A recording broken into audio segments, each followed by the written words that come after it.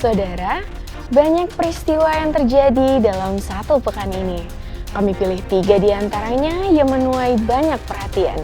Bersama saya Alia Aureli, inilah 3 berita populer pekan ini.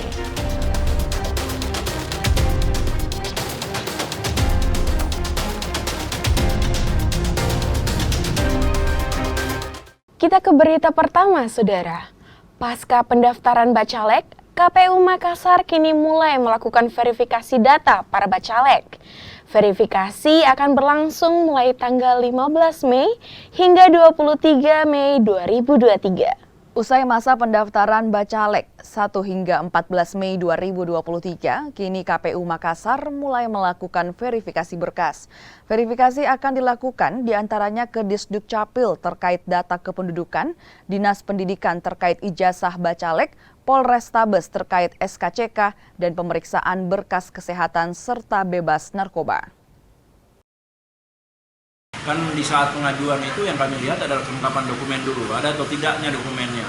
Nah, saat verifikasi administrasi barulah kemudian dikaji dan ditelaah apakah dokumennya itu absah atau tidak, apakah dikeluarkan oleh pejabat yang berwenang atau bukan. Nah, di saat kemudian setelah verifikasi administrasi ada perbaikan dokumen. Itu berlangsung berapa lama? Itu cukup. Jadi dari verifikasi administrasi dari tanggal 14 sampai 24 ya. Dari 15 Mei sampai 24 Mei ya. Kemudian dilanjutkan masa perbaikan ya. Perbaikan di Juni ya. Kemudian Kita beralih ke berita berikutnya, saudara.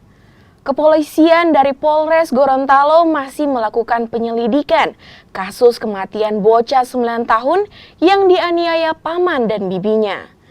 Selain telah menetapkan paman dan bibi sebagai tersangka, polisi telah melakukan otopsi terhadap jenazah korban. Dari hasil otopsi yang dilakukan tim forensik Mabes Polri diketahui korban dianiaya berulang kali hingga mengalami luka dan memar di sekujur tubuh korban. Menurut dokter, penganiayaan yang berat dilakukan di bagian kepala dan di bagian dada hingga korban meninggal dunia. Selain mengungkap penyebab kematian korban, polisi menyita barang bukti, selang, sapu, lilin, dan korek api yang digunakan kedua pelaku untuk menganiaya korban.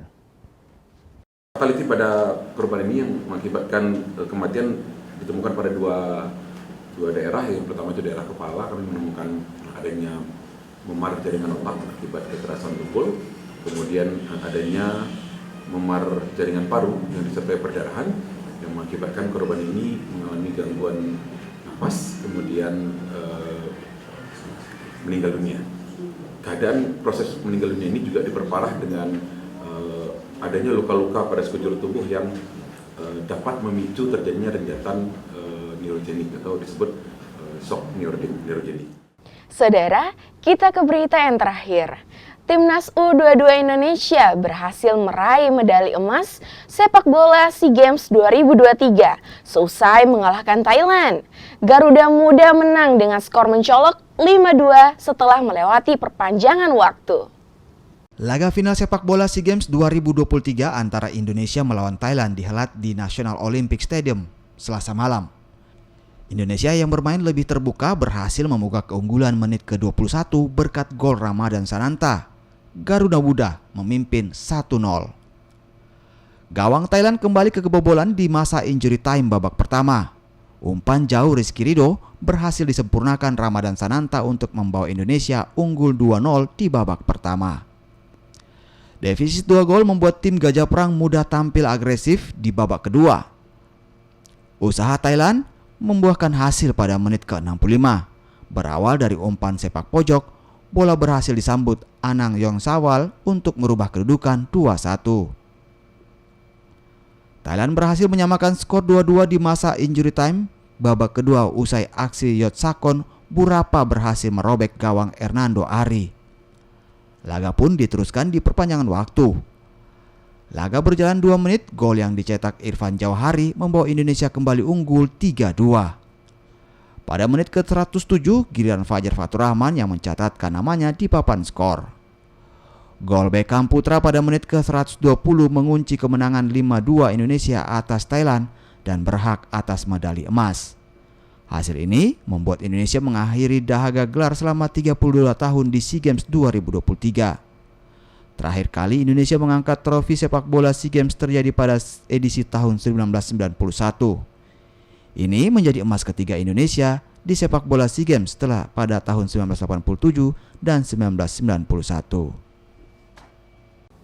Itulah tadi 3 informasi dalam berita populer pekan ini. Jangan lupa like, komen, dan subscribe channel Kompas TV Makassar untuk informasi menarik lainnya.